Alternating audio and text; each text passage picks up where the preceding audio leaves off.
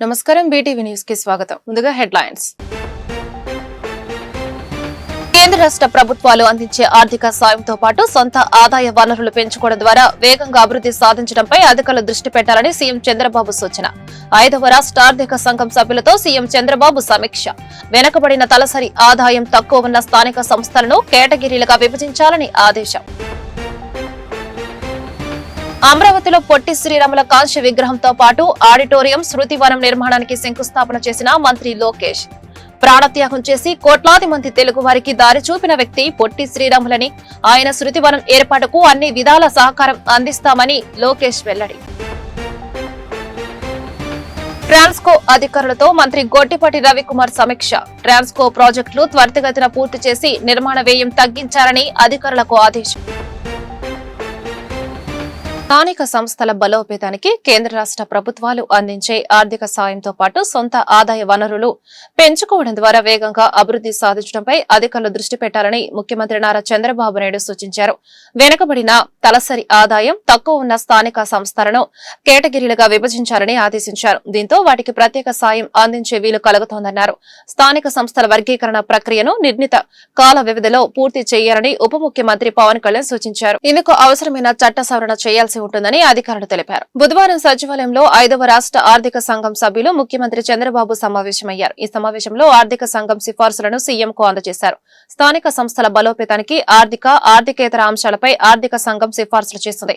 ఈ సందర్భంగా ముఖ్యమంత్రి మాట్లాడుతూ పంచాయతీల అభివృద్ధికి ఏటా నరేగా సహా వివిధ రూపాల్లో సమకూరుతున్న నిధుల మొత్తాన్ని క్రోడీకరించాలన్నారు. పంచాయతీల నిర్వహణకు ఏ మేరకు అవసరాలు ఉన్నాయో గుర్తించాలన్నారు. ఈ ప్రక్రియను పూర్తి చేస్తే ఏ విధంగా సాయం అందించాలి, స్థానిక సంస్థల్ని ఏ విధంగా బలోపేతం చేయాలి అనే అంశాలపై విధి విధానాలు రూపొందించడానికి వీలు కలుగుతోందన్నారు. ఉపాధి హామీ పథకం కింద పెద్ద ఎత్తున కేంద్రం నుంచి నిధులు వస్తున్నాయని, అయితే ఆ మేరకు ఆస్తుల కల్పన జరుగుతుందో లేదో అనే విషయాన్ని నిరంతరం పరిశీలించుకోవాలన్నారు. ఉప ముఖ్యమంత్రి పవన్ కళ్యాణ్ మాట్లాడుతూ 2019 నుంచి 2024 మధ్య కాలంలో స్థానిక సంస్థలు ఆస్తి పన్నుల వసూళ్లు ఎంత జరిగాయి, ఇంకెంత బకాయిలు ఉన్నాయో లెక్కలు తేల్చాలని అధికారులకు పవన్ కళ్యాణ్ సూచించారు. ప్రాణత్యాగం చేసి కోట్లాది మంది తెలుగు వారి దారి చూపిన వ్యక్తి పొట్టి శ్రీరాములు అని, ఆయన స్మృతివనం ఏర్పాటుకు అన్ని విధాల సహకారం అందిస్తామని మంత్రి నారా లోకేష్ పేర్కొన్నారు. పొట్టి శ్రీరాములు ప్రాణత్యాగం వల్లే ఆంధ్ర రాష్ట్రం ఏర్పడిందని, నమ్ముకున్న సిద్ధాంతం కోసం జీవితం త్యాగం చేసిన వ్యక్తి పొట్టి శ్రీరాములని కొనియాడారు. కూటమి ప్రభుత్వం అమరజీవి పొట్టి శ్రీరాముల మెమోరియల్ ట్రస్ట్ సంయుక్త ఆధ్వర్యంలో అమరావతిలోని తుళ్లూరు, పెద్దపరిమి మధ్య ప్రభుత్వం కేటాయించిన 6.8 ఎకరాల విస్తీర్ణంలో 58 అడుగుల పొట్టి శ్రీరాముల కాంస్య విగ్రహంతో పాటు ఆడిటోరియం, శృతివనం నిర్మాణానికి మంత్రి నారా లోకేష్ శంకుస్థాపన చేశారు. అనంతరం అమరజీవి పొట్టి శ్రీరాముల విగ్రహానికి పూలమాల వేసి ఘనంగా నివాళులర్పించారు. జ్యోతి ప్రజ్వలన చేశారు. పొట్టి శ్రీరాములు గారిపై రూపొందించిన ఏవీని వీక్షించారు. ఈ సందర్భంగా ఏర్పాటు చేసిన బహిరంగ సభలో మంత్రి లోకేష్ మాట్లాడుతూ, మహాత్మా గాంధీ దేశానికి స్వతంత్రం సాధిస్తే పొట్టి శ్రీరాములు తెలుగు జాతికి గుర్తింపు సాధించిన వ్యక్తి అని అన్నారు. కొన్ని దీపాలు వెలుగునిస్తాయని, కొన్ని దీపాలు దారి చూపిస్తాయన్నారు. ప్రాణత్యాగం చేసి కోట్లాది మంది తెలుగు ప్రజల కోసం దారి చూపించిన దీపం పొట్టి శ్రీరాములు అని అన్నారు. ఈ రోజు ఆయన 58 అడుగుల విగ్రహం ఏర్పాటు కోసం మనందరం శంకుస్థాపన చేసేందుకు వచ్చామన్నారు. విగ్రహంతో పాటు ఆడిటోరియం, మెమోరియల్, మ్యూజియం, మినీ థియేటర్ను 6.8 ఎకరాల్లో మన అమరావతి ప్రజా రాజధానిలో ఏర్పాటు చేసేందుకు అన్ని సన్నాహాలు చేశామన్నారు. 58 అడుగుల విగ్రహం ఎందుకని మనందరం అనుకోవచ్చు. దాని వెనకాల ఒక చరిత్ర అనేది ఉంది. పొట్టి శ్రీరాములు గారు భాష ప్రయుక్త రాష్ట్రాల ఏర్పాటు కోసం 58 రోజులు ఆమరణ నిరాహార దీక్ష చేసిన వారు. ఆయన ప్రాణ త్యాగాల వలనే ఆంధ్ర రాష్ట్రం అనేది ఏర్పడింది. ఆయన ఆమరణ నిరాహార దీక్ష వలన దేశ రాజకీయాల్లోనే మార్పులు వచ్చినాయి. పొట్టి శ్రీరాములు గారు కేవలం భాష ప్రయుక్త రాష్ట్రాల కోసమే పోరాడలేదు. సమాజంలో ఏ మార్పు అయితే ఆశించారో దానికోసం అహర్నిశలు పోరాడిన వ్యక్తి.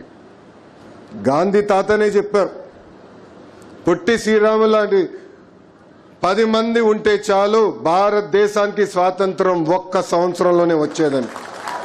మా గ్రూప్ తరఫున ఒక 1 crore మా టీజీవీ గ్రూప్ నుంచి ఫస్ట్ డోనార్ కింద మీరు రాసి పెట్టుకోవచ్చు.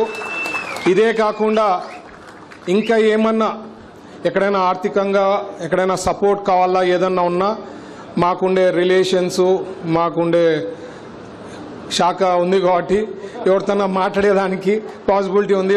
అది లోకేష్ గారు, చంద్రబాబు గారు ఇచ్చినారు కాబట్టి ఎక్స్ట్రా సపోర్ట్ దాని నుంచి మనం సపోర్ట్ చేసి ఏదైనా ఆర్థికంగా ఎక్కడైనా ట్రాన్స్కో అధికారులతో మంత్రి గోటిపాటి రవికుమార్ సమీక్ష సమావేశం నిర్వహించారు. ట్రాన్స్కో ప్రాజెక్టు త్వరితగతిన పూర్తి చేసి నిర్మాణ వ్యయం తగ్గించాలని మంత్రి అధికారులకు ఆదేశాలు జారీ చేశారు.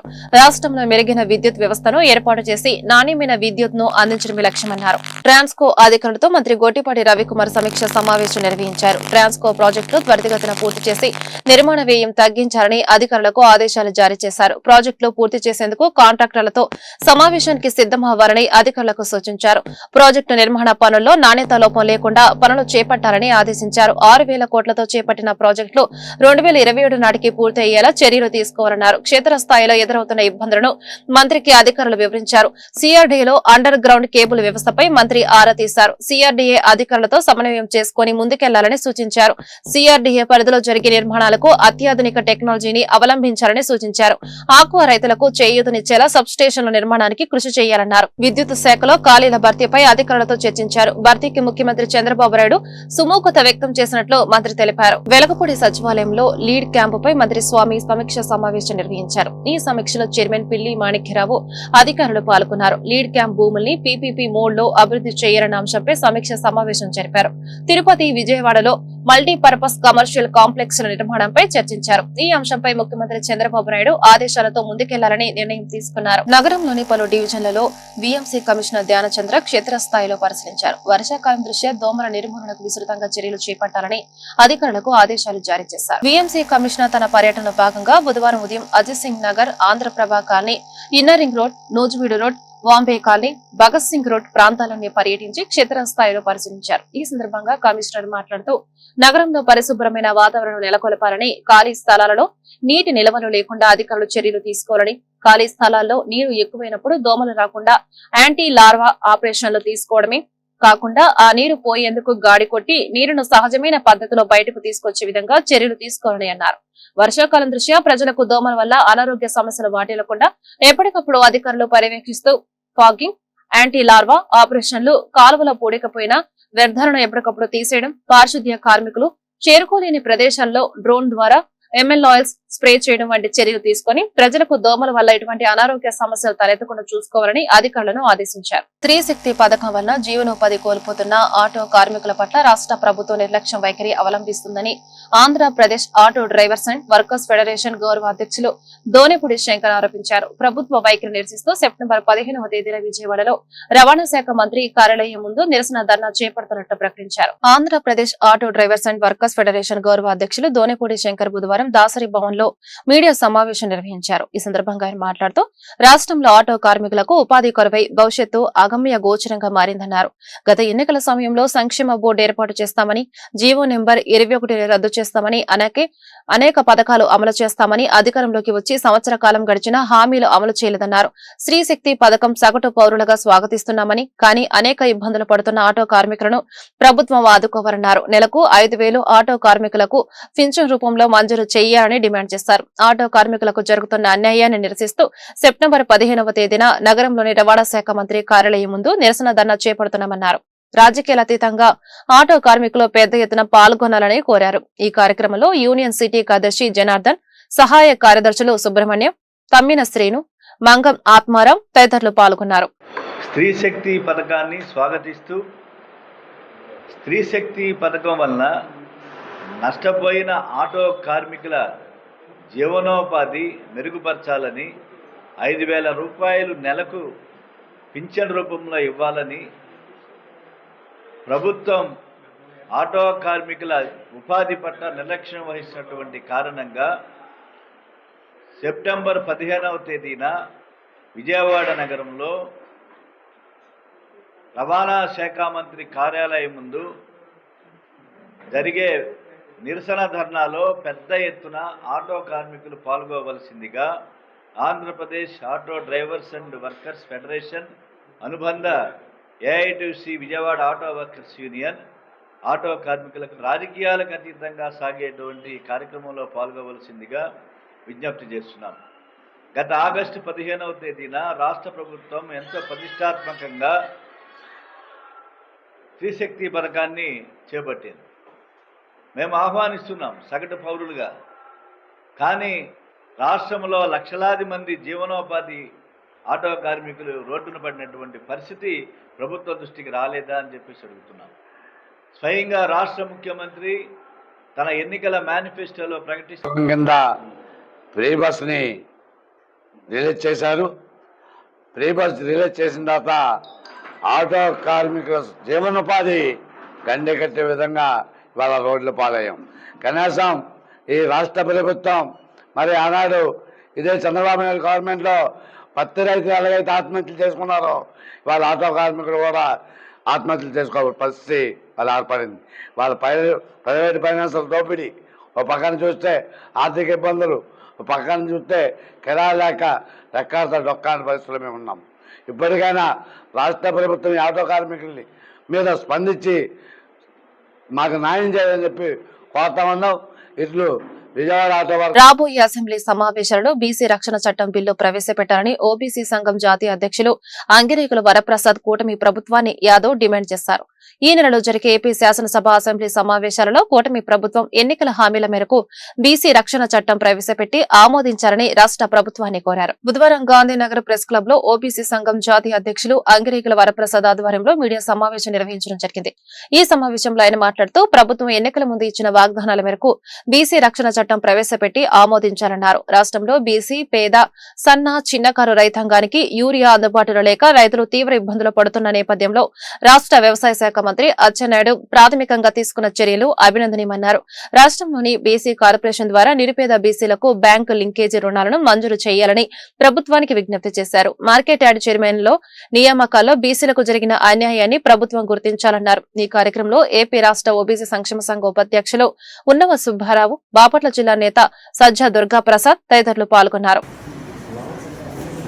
52% పైగా జనాభా కలిగి ఉన్నటువంటి బీసీల యొక్క సామాజిక భద్రతకి రాష్ట్ర ప్రభుత్వం చిత్తశుద్ధితో చర్యలు తీసుకోవాలని డిమాండ్ చేస్తా ఉన్నాం. ఏదైతే ఎన్నికల నేపథ్యంలో టీడీపీ సంకీర్ణ ప్రభుత్వం బీసీలకు ఇచ్చినటువంటి హామీ మేరకి బీసీ సామాజిక రక్షణ చట్టాన్ని ఈ నెలలో జరిగేటువంటి అసెంబ్లీ సమావేశాల్లో బీసీ సామాజిక రక్షణ చట్టం బిల్లును ప్రవేశపెట్టాలని అఖిల భారత ఓబీసీ సంక్షేమ సంఘం రాష్ట్ర ప్రభుత్వాన్ని డిమాండ్ చేస్తూ ఉంది. అదేవిధంగా ఏదైతే ఈ రక్షణ చట్టంలో ఎస్సీ ఎస్టీ అత్యాచార నిరోధక చట్టం నుంచి బీసీలకు మినహాయింపు ఇవ్వాలని ఈ సందర్భంగా రాష్ట్ర ప్రభుత్వాన్ని కోరుతా ఉన్నాం. అదేవిధంగా ఈ చట్టంలో ఏదైతే బీసీ సమూహం కానీ లేదా ఎస్సీ ఎస్టీ సమూహాల మధ్య మరి ఘర్షణలు జరిగి దాడులకి ఎవరు పాల్పడినా కానీ వారి మీద ఆయా రక్షణ చట్టాలు ఏవైతే అత్యాచార నిరోధక చట్టాలు ఉన్నాయో వాటి ద్వారా చర్యలు తీసుకునే విధంగా ఈ చట్టాన్ని రూపకల్పన చేయాలని ఈ సందర్భంగా కోరుతా ఉన్నాం. అదేవిధంగా వ్యక్తిగత దూషణలు, కులం పేరుతో వ్యక్తిగతంగా ఇద్దరి మధ్య జరిగేటువంటి సంభాషణల్ని ఈ చట్ట పరిధిలో తీసుకురాకుండా ఈ చట్టాన్ని ఎస్సీ ఎస్టీ అత్యాచార నిరోధక చట్టాన్ని కానీ బీసీ రక్షణ చట్టాన్ని కానీ దుర్వినియోగం కాకుండా చట్టబద్ధమైనటువంటి చర్యలు తీసుకునే విధంగా ఈ యొక్క రక్షణ చట్టాన్ని రూపకల్పన చేయాలని ఆంధ్రప్రదేశ్ రాష్ట్ర ప్రభుత్వాన్ని అఖిల భారత ఓబీసీ సంక్షేమ సంఘం డిమాండ్ చేస్తూ ఉంది. ఆ దిశగా రాష్ట్ర ప్రభుత్వం రేపు జరిగేటువంటి మంత్రిమండలి బీసీ సామాజిక రక్షణ చట్టం మీద ఒక విధాన నిర్ణయాన్ని 72 అడుగుల డుండి గణపతిని దర్శించుకునేందుకు అనేక ప్రాంతాల నుండి భక్తులు తరలివస్తున్నారని డుండి రాకేష్ వెల్లడించారు. రాష్ట్ర నలుమూల నుండి ఎమ్మెల్యేలు, ఆర్ఎస్ఎస్ ప్రముఖులు స్వామివారిని దర్శించుకున్నారని చెప్పారు. 6వ తేదీన జరగబోయే నిమజ్జన మహోత్సవంలో భక్తులు పెద్ద సంఖ్యలో పాల్గొని జయప్రదం చేయాలని కోరారు. డుండి గణేష్ సేవా సమితి ఆధ్వర్యంలో సితారా గ్రౌండ్స్ లో జరుగుతున్న గణేష్ మహోత్సవాలలో మంగళవారం పలువురు ఎమ్మెల్యేలు, నగర ప్రముఖులు, ఆర్ఎస్ఎస్ ప్రముఖులు దర్శించుకున్నారు. ప్రత్యేక పూజల్లో భాగంగా స్వామివారికి 1,00,000 బిల్వార్చన, శ్రీచక్రార్చన వంటి ప్రత్యేక పూజలు నిర్వహించారు. 72 అడుగుల గణేశ విగ్రహదాతలకు సన్మానాలు చేశారు. ఈ సందర్భంగా డుండి రాకేష్ మాట్లాడుతూ 72 అడుగుల మట్టి గణపతిని నగర ప్రజలే కాకుండా అనేక ప్రాంతాల నుండి వచ్చి దర్శించుకుంటున్నారన్నారు. 6వ తేదీ జరిగే నిమజ్జన మహోత్సవంలో పెద్ద ఎత్తున భక్తులు పాల్గొని విజయవంతం చేయాలని కోరారు.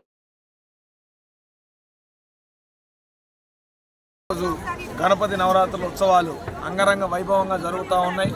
ప్రతిరోజు అనేక మంది అతిథులు వస్తూ ఉన్నారు. మనం కూడా నిన్న కూడా ఇవాళ కూడా చూసుకున్నట్టయితే నందమూరి రామకృష్ణ గారు, దేవినేని ఉమా గారు, మెడల ఎమ్మెల్యే గారు మరి కొద్దిసేపట్లో సోమిశెట్టి వెంకటేశ్వర గారు కర్నూలు నుంచి, అలాగే RSS పెద్దలు కూడా ఈ ప్రాంగణానికి రాబోతా ఉన్నారు. అనేక మంది ఇంతటి ఆహ్లాదకరమైన వాతావరణంలో ఎక్కడ ఏమున్నా సరే ఈ వినాయకుడిని దర్శించుకోవాలి. ప్రథమ పూజ జరిగిన దగ్గర నుంచి కూడా ఈ 11 రోజుల్లో అనేక మంది వివిధ ప్రాంతాల నుంచి ఈ డూండి గణేష్ని దర్శించుకోవాలని వస్తూ ఉన్నారు.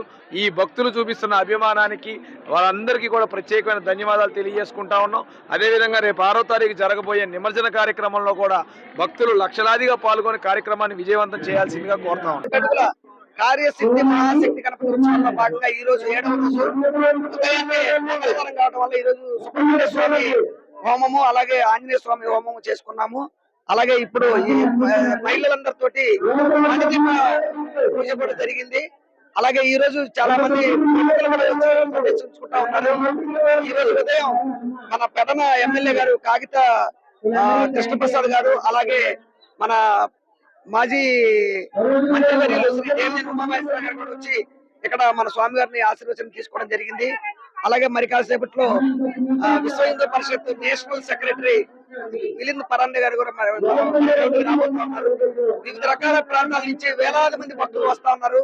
మీకు భక్తులు కూడా ఈ సందర్భంగా తెలియజేస్తున్నారు. స్వామి వారిని 6వ తారీఖు నిమజ్జనం చేస్తున్నాం కాబట్టి ఇంకా ఎవరైనా వచ్చి దర్శించుకోవాలనుకున్న వాళ్ళు ఎవరైనా సరే ఈ లోపే వచ్చి స్వామివారిని దర్శించుకోవాలని కోరుతున్నాను. అలాగే స్వామివారికి మహాలడ్డు ప్రసాదం ఏదైతే ఉందో స్వామివారి నైవేద్యంగా ఉంచిన ప్రసాదాన్ని 6వ తారీఖు సాయంత్రం 5 గంటలకు వేలం ద్వారా భక్తులకు అందజేయడం జరిగింది. ఎవరైనా సరే వేలంలో పాల్గొనాలన్నట్టయితే ముందుగా మా కమిటీ వారిని సంప్రదించవలసిందిగా కూర్చున్నాం. అలాగే 6వ తారీఖు ఉదయం శ్రీ డూండి గణేష్ సేవా సమితి ఆధ్వర్యంలో చక్కగా అంగరంగ వైభవంగా 72 అడుగుల విగ్రహం శ్రీ కార్యసిద్ధి మహాశక్తి గణపతి స్వామివారి సన్నిధిలో చక్కగా రోజుకొక సువాసినులతో చక్కగా సాయంత్రం పూట విశేష అర్చనలు జరుగుతున్నాయి. అలాగే ఇవాళ శ్రీ మణిద్వీప వర్ణన సువాసినులతో చక్కగా 500 మంది సువాసినులతో చక్కగా మణిద్వీప వర్ణన పూజా కార్యక్రమం చేసుకొని చక్కగా ఆ శ్రీచక్రం, అలాగే శ్రీచక్రం ఎలా అయితే ఉంటుందో అమ్మవారు శ్రీచక్రం, అలాగే ఆ చక్రం ఆర్ట్ కూడా వేసి ఆ అమ్మవారికి జ్యోతి దీపాలంకరణ చక్కగా అన్నీ చేసి అమ్మవారికి, అలాగే స్వామివారికి నిత్యం త్రికాలార్చన, సాయంకాల ప్రదోషకాల పూజ చేసుకొని స్వామివారికి ధూపదీప నైవేద్యాలన్నీ స్వామివారికి చక్కగా బాగా అంగరంగ వైభవంగా జరుగుతున్నాయి.